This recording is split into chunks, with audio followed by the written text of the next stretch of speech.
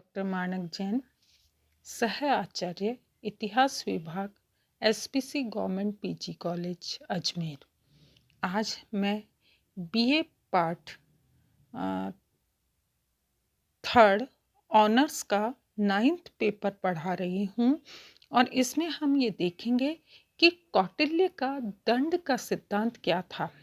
प्राचीन भारतीय राजनीतिक चिंतन में मत्स्य न्याय अथवा अराजकता की स्थिति को समाप्त करने के लिए दंड का प्रयोग आवश्यक माना गया है।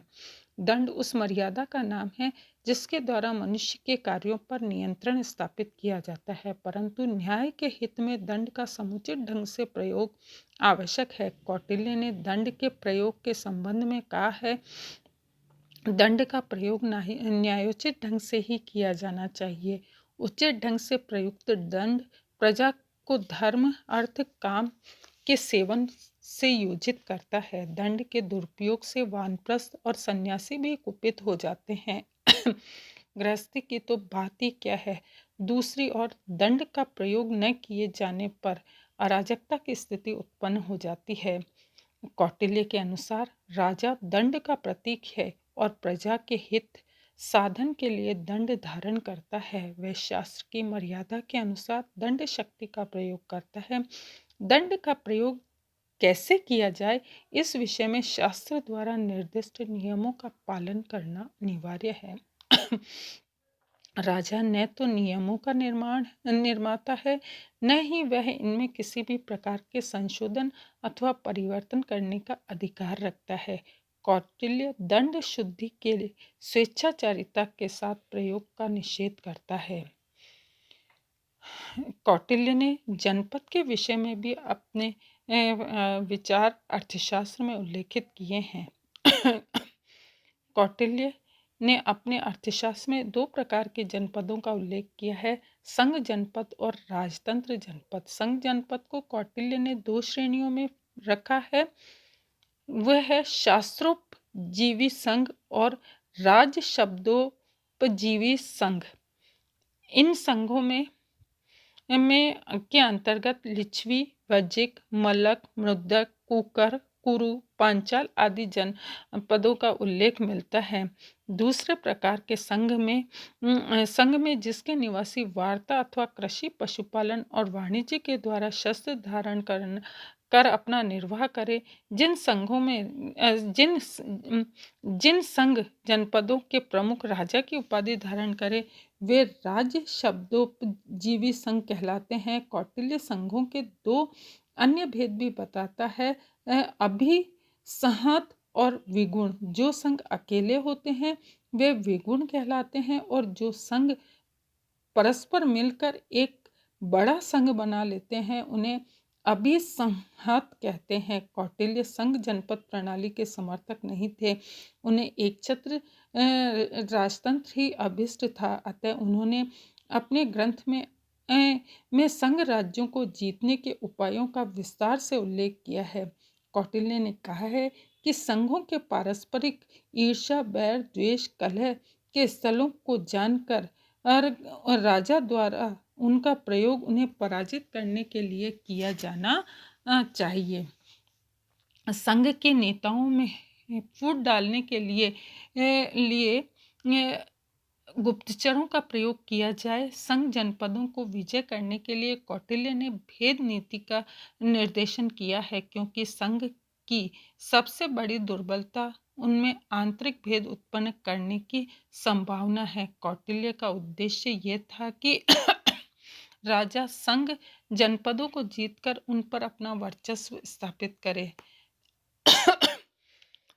कौटिल्य ने राजतंत्र के 3 भेद बताए, अंध, चलित शास्त्र और शास्त्र मर्यादा के अनुसार राज्य करने वाला राज्य। पहले 2 प्रकार के राजाओं की कौटिल्य निंदा करता है। अंध वह राजा है जो शास्त्र मर्यादा का पालन न करता हो, स्वेच्छाचारी ढंग से शासन करता हो। इसे आधुनिक शब्दावली में हम निरंकुश राजतंत्र कह सकते हैं। चलित शास्त्र वह राजा है जो शास्त्र मर्यादा का उल्लंघन कर अपने विवेक से ही शासन करने पर आमदा हो। श्रेष्ठ राजा तीसरे प्रकार के हैं जो निरंकुश और स्वेच्छाचारी न होकर सदा शास्त्र मर्यादा के अनुसार शासन चलाते हो। अंध और चलित राजा अन्याय और कुशासन के द्वारा राज्य का विनाश करते हैं। कौटिल्य ने बताया है कि निम्न प्रकार के राजा निंदनीय होते हैं और उन्हें विजयित करना सुगम होता है। राजीवी, लुब्ध, शूद्र, पारित्रिक आदि। इस प्रकार हम देखते हैं कि कौटिल्य ऐसे राजा को निंदनीय मानता है जो न कुलीन हो, इससे जो परिषद की उपेक्षा कर मनमाने ढंग से राज्य कार्य चलाता हो तथा जिसे प्रजा का विश्वास और भक्ति प्राप्त न हो। कौटिल्य ने असावधानी राजा का जो चित्र प्रस्तुत किया है वह प्राचीन यूनान के टायरंट शासकों का स्मरण कराता है। कौटिल्य की दृष्टि में वही आदर्श राजा है जो शास्त्रीय रूपी आंखों से देखकर शासन का संचालन करता है और जिसके प्रति प्रजा का अनुराग है। शास्त्रों के निर्देशों तथा धर्म का उल्लंघन करने वाला राज्य अपने स्वेच्छाचारी तथा अन्यायपूर्ण शासन से शीघ्र अपने राज्य का नाश कर डालता है। राजपद की योग्यता पर विचार